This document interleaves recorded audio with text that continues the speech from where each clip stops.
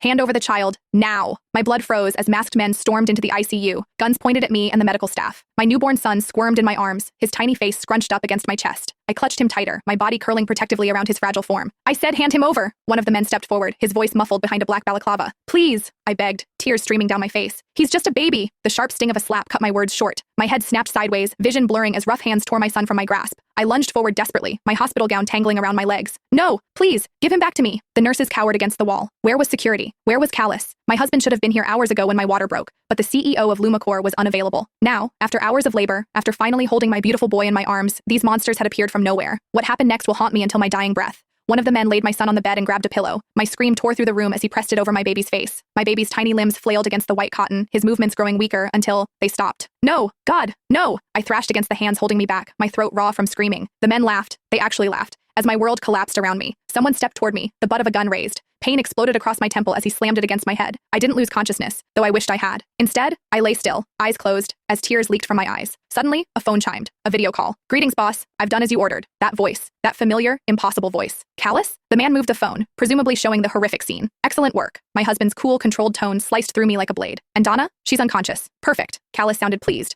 about the murder of his own child. Now all I have to do is gaslight her enough and she'll never be able to live without me. My heart shattered into a million pieces. The betrayal felt so overwhelming that I could barely process it. The father of my child and my husband of 5 years had ordered his own son's murder. Then another voice came through the phone. It was feminine, but very familiar. What are you doing, darling? I instantly realized the voice. It was Hannah Jacobs, his secretary. Why is she calling my husband darling? Just tying up loose ends, honey. Callus's voice softened in a way I'd rarely heard. I've kept my promise. I told you that our son will be the only heir to Lumicore. I've killed that wretched bitch's child. For you. Our son? They had a child together? The room spun around me as I fought to remain still and to keep my breathing shallow with my eyes closed. 5 years of marriage, and my husband was not only cheating, but had started another family with his secretary. You're sure she doesn't suspect anything? Hannah asked, her voice dripping with concern that made me want to vomit. Yes, she doesn't, he said. Poor girl. Callus chuckled, the sound chilling my blood. She also doesn't even know I was the one who killed her parents. Callus's words crashed into my world like a wrecking ball. My parents' death, the car accident that had devastated me, had been him. All this time, I'd cried on his shoulder, accepted his comfort, while I bit down on my tongue until I tasted blood. I couldn't make a single noise. They couldn't know I'd heard. The men shuffled around the room, packing equipment, removing evidence. One lingered by my bedside, checking my pulse. I maintained the shallow breathing of unconsciousness, though every nerve in my body screamed to fight. Let's go, one of them barked. She'll be out for hours. Their footsteps faded. The door closed. Still, I remained motionless, counting seconds that felt like hours. The door opened again. Mrs. Luma? A trembling voice called out. It was the doctor. I opened my eyes slowly, as if just regaining consciousness. The doctor approached my son, my beautiful baby boy who had only lived for mere minutes before being taken away. I watched, hollow-eyed as he checked for signs of life. His shoulders slumped, hands dropping to his sides in defeat. Doctor? My voice cracked, though I already knew the answer. He turned to me. His face was gray with shock and grief. I'm so sorry, Mrs. Luma. Your child